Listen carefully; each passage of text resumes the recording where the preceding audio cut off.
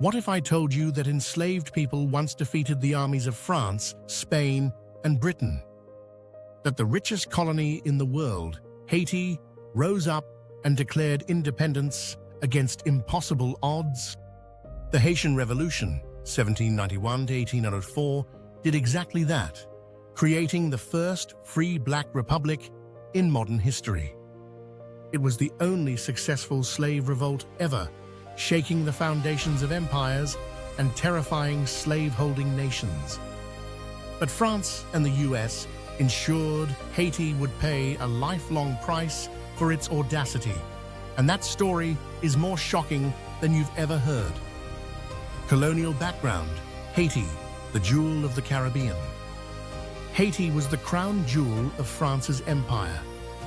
By the 1780s, it produced half of Europe's sugar and coffee, making it the richest colony in the world. Historian John Garrigus, in Before Haiti, 2006, writes that its wealth was built on the most brutal slavery ever organized in the Americas. Mortality rates were so high that new enslaved Africans were imported constantly, keeping the labor force alive. The social system was rigid. Grands Blancs, Petits Blancs, gens de couleur libre, and enslaved Africans, a structure primed for rebellion. Tensions ran deep between these groups. Free people of color demanded equality and rights, which angered poor whites. Enslaved Africans endured daily cruelty, yet retained cultural identity. Historian Beaubrun Ardouin states, "No colony was ever more splendidly organized for its own destruction." This combination of wealth, cruelty, and inequality created a powder keg. European powers profited immensely, but the price was constant fear and violence. Slave revolts occurred almost yearly. Colonists tried to maintain order through terror. Historian Eric Williams, in Capitalism and Slavery, 1944, argues that Haiti was the apex of capitalist slavery. The seeds of revolution were already planted in the colony's society. Seeds of rebellion, slave resistance, and African spirituality. Rebellion had simmered for decades, fueled by African traditions of resistance. Enslaved Africans brought knowledge of military tactics and communal organization from Dahomey, Congo, and Yoruba lands. Historian Carolyn Fick, in The Making of Haiti, 1990, emphasizes that African cultural practices were central to early resistance. Vodou, especially, provided spiritual unity and courage, giving enslaved people a moral framework for revolt. Secret drums, songs, and ceremonies preserved their identity and coordinated action. Maroons, escaped slaves living in mountains, trained fighters, and planned ambushes. Historian David Gegas notes in Haitian Revolutionary Studies, 2002, that these groups constituted the embryo of a revolutionary army. By 1791, the enslaved population had military skills, organization, and a shared purpose. Small rebellions had failed before, but the knowledge and unity were growing. The stage was set for a mass uprising. The revolution drew inspiration from the world around it. Ideas of liberty from the French Enlightenment circulated among free people of color. Rumors of France's revolution fueled hope for emancipation. Enslaved Africans understood that Europe was distracted, presenting an opportunity. The colony was primed for a historic uprising. French Revolution's influence and the spark of 1789. The French Revolution inspired both hope and confusion in Saint-Domingue. Its slogan, liberty, equality, fraternity, clashed with the reality of slavery. Free people of color demanded civil rights. Whites resisted, fearing loss of status. Historian Laurent Dubois, in Avengers of the New World, 2004, notes that the contradictions of liberty in a slave society made revolution inevitable. Vincent Augier's failed revolt in 1790 was executed publicly but fueled anger and unity among the enslaved. Chaos in France weakened colonial authority. Conflicting decrees and competing administrations created confusion. Historian Thomas Ott highlights that the confusion of the whites was the opportunity of the blacks. Enlightenment ideas became a tool for revolutionary strategy. The enslaved population was now ready to rise. Tensions exploded in August 1791. Northern plantations became the focus for revolt. The enslaved were organized and prepared. European powers were distracted by their own turmoil. The Haitian Revolution was about to begin in earnest. The Night of Fire 1791 uprising. On August 22, 1791, thousands of enslaved Africans struck the northern plantations. Fields and mansions burned. Historian C.L.R. James in The Black Jacobins, 1938, calls it an attack on Western civilization itself. Leaders like Jean-François Biassou and Dutty Boukman coordinated attacks with military precision. The French response was brutal, but the rebels' guerrilla tactics and knowledge of the terrain gave them an edge. The uprising was fueled by anger and desperation. Plantation owners underestimated the enslaved population. The revolt spread quickly across the northern plains. Historian Carolyn Fick notes that this was no spontaneous riot. It was organized rebellion with a vision of freedom. Haiti would never be the same. The revolt set a precedent for revolutionary leadership. African cultural knowledge guided tactics. Spiritual ceremonies strengthened morale. Enslaved populations gained confidence and unity. The spark of revolution had become an unstoppable flame. Toussaint Louverture, the Black Napoleon. Toussaint Louverture rose from slavery to become the leader of the revolution. Born in 1743 on a plantation, he was freed in his 30s and educated in Enlightenment ideas. Historian C.L.R. James writes, Toussaint was the first among the blacks to grasp that liberty must be organized. His military brilliance united troops and navigated alliances with France, Spain, and Britain. In 1801, his constitution declared autonomy, angering Napoleon, who later captured him. Toussaint's genius lay in combining strategy, diplomacy, and governance. He defeated Spanish and British forces while maintaining order in Saint-Domingue. Historian Madison Smart Bell, in Toussaint Louverture, a biography, 2007, calls him the navigator of history, not a pawn. He rebuilt the economy while protecting freedmen. Toussaint balanced discipline and freedom to secure the revolution.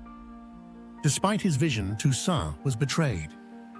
Captured in 1802 by Napoleon's forces, he was sent to Fort de Joux in France, where he died in 1803.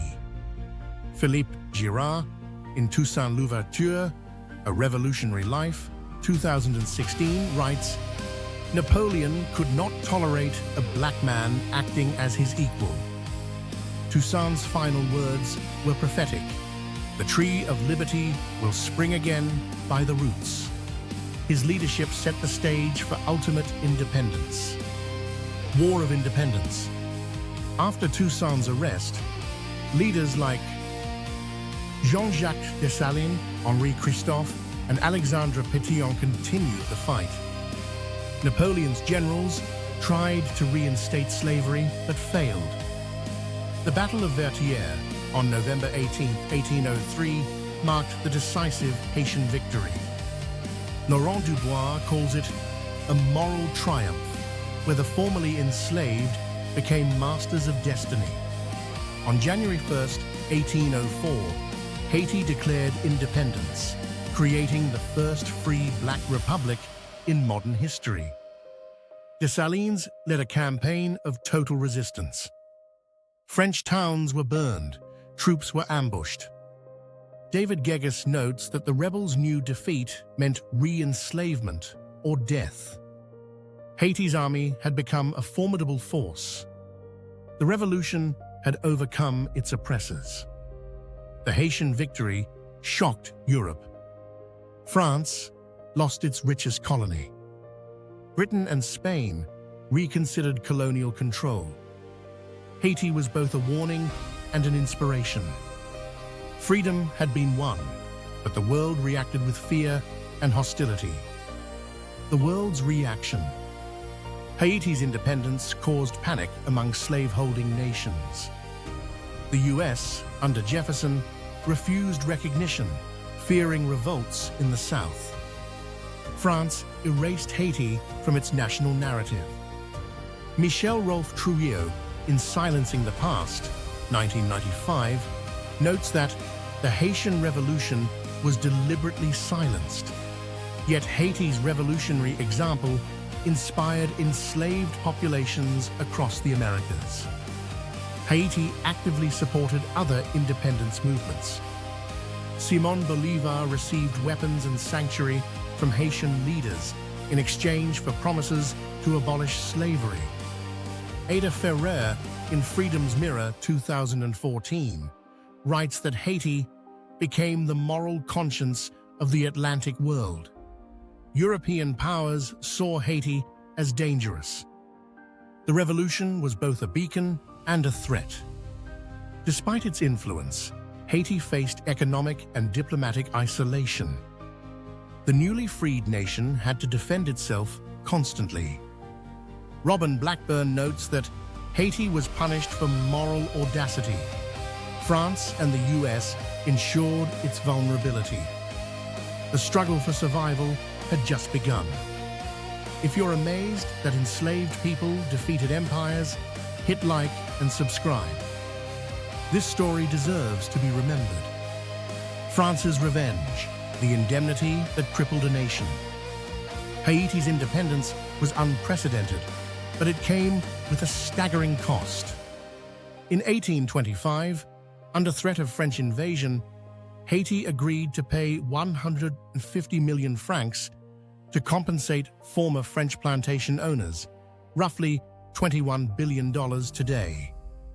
Historian Laurent Dubois, in Avengers of the New World 2004, writes, "This debt was a deliberate act of economic strangulation designed to punish Haiti for daring to be free." To meet these demands, Haiti borrowed heavily from French banks at exorbitant interest rates, plunging the nation into generational debt. The message was clear: freedom came with a lifelong price. The indemnity was more than financial punishment, it was symbolic revenge. France had been humiliated by losing its richest colony. Historian C.L.R. James notes, Haiti was made to pay for the audacity of defying the French Empire. The United States, still practicing slavery, refused to recognize Haiti and imposed embargoes. Together, these policies isolated Haiti from trade, investment, and international legitimacy. Despite these obstacles, Haiti endured, but the economic burden shaped generations.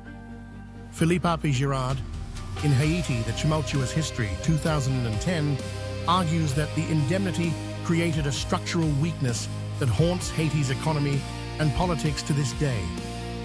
Entire generations labored under debt obligations that siphoned wealth from education, infrastructure, and industry. The Haitian Revolution was victorious on the battlefield, yet prosperity was deliberately sabotaged. Freedom had been won, but at a cost few could imagine or repay. The rise of a free Black Republic, governance, and challenges. Following independence, Haiti faced the monumental task of building a functioning state from the ruins of slavery and colonialism. Jean-Jacques de Dessalines ruled as emperor, enforcing military order and policies to protect the new nation. Laurent Dubois notes, Dessalines' reign was a blend of authoritarian control and visionary nationalism, designed to safeguard Haiti from chaos and invasion. He redistributed land, punished collaborators, and abolished remnants of the plantation economy, aiming to create a society truly ruled by the formerly enslaved. Yet challenges were enormous.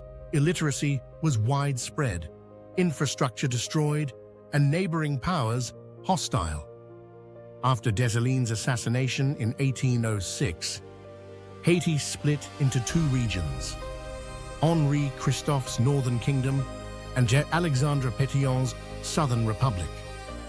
Christophe emphasized centralized authority and quasi-feudal labor systems, while Pétion promoted land distribution and decentralized governance. Historian David Gegas notes, these contrasting approaches reflected both the diversity of revolutionary vision and practical rebuilding challenges. Both leaders sought to maintain the independence Haiti had won at such a steep price. Haiti's early governance combined revolutionary ideals with pragmatic strategies. Laws protected the freedom of former slaves while encouraging agricultural production. Public ceremonies and civic institutions fostered national identity, rooted in revolt and sacrifice. Constant foreign threats limited what could be achieved. According to Philippe B. Girard, Haiti's leaders operated under a permanent siege mentality. The fledgling republic had secured liberty, but sustaining it required ingenuity and vigilance. Global impact. The Haitian Revolution shakes empires. The Haitian Revolution's influence extended far beyond the Caribbean. Its success inspired enslaved and free black populations across the Americas to reconsider the possibilities of freedom. In Latin America, Simón Bolívar benefited directly from Haitian support, receiving weapons, supplies, and sanctuary in exchange for committing to abolish slavery in his campaigns. Ada Ferrer, Freedom's Mirror, 2014. Across the United States, the revolt terrified slaveholders, leading to stricter controls in the South, while European abolitionists cited Haiti as proof of black capability and human rights. The revolution challenged European racial superiority and economic domination. The shockwaves reached France, Britain, and Spain. European powers recognized that the era of easy colonial exploitation was vulnerable to organized resistance. Robin Blackburn, in The Overthrow of Colonial Slavery, 1988, writes, Haiti's independence forced European empires to rethink the sustainability of the plantation system itself. Diplomacy shifted as nations realized that formerly enslaved populations could wield power equivalent to established states. Haiti became a moral and strategic pivot in the 19th century struggle over slavery and empire.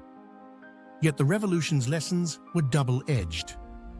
While showcasing emancipation's potential, it provoked global hostility that stunted Haiti's development for centuries. Laurent Dubois emphasizes that Haiti became both a beacon of freedom and a target of retribution. The Haitian Revolution was more than a colonial rebellion. It redefined race, empire, and sovereignty, and its success reshaped global history, but at a cost Haiti continues to feel. If you're inspired by Haiti's revolutionary courage, comment below freedom and subscribe for more untold histories. Economic challenges and reconstruction. Haiti emerged free but economically devastated. Plantations lay in ruins, trade networks collapsed, and infrastructure was destroyed. Laurent Dubois notes, the revolution liberated the people but left them in economic chaos. Former slaves farmed their own plots but lacked capital, tools, and access to markets. France's indemnity and international embargoes forced the country into a cycle of dependency and poverty. Henri Christophe in the north attempted quasi-feudal labor systems to maintain agriculture while keeping freedom. Pétion in the south promoted smallholder farms, empowering peasants to cultivate their land. Historian David Gegas observes that these policies reflected a balance of revolutionary ideals with pragmatic survival. Limited exports and embargoes further hindered recovery. Every step forward was met with structural obstacles imposed by the world. Economic fragility shaped Haiti's social and political life. Loans to pay the indemnity drained public funds for education and infrastructure. Philippe Girard highlights that the indemnity created a structural weakness that haunts Haiti to this day. Citizens rebuilt communities and markets, but debt and political instability persisted. Haiti's freedom had been won, but prosperity remained elusive.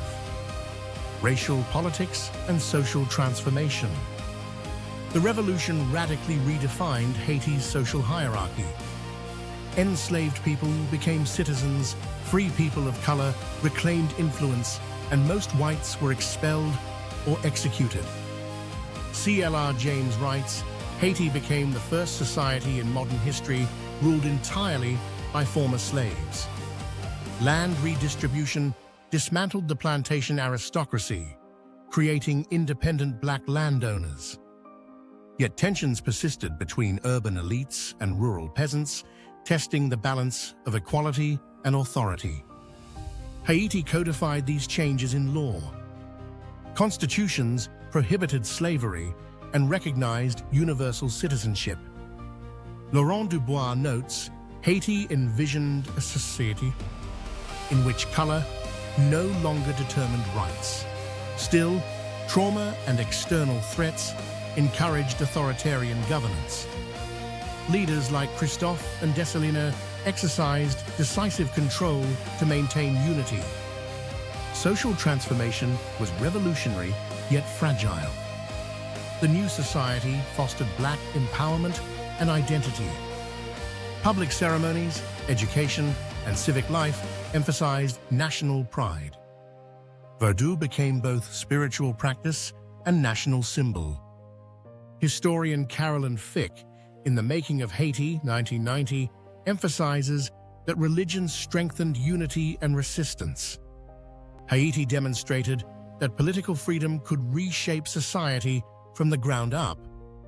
Cultural and spiritual legacy. The Haitian Revolution left a profound cultural and spiritual imprint. African traditions, Vodou practices, and collective memory unified the population.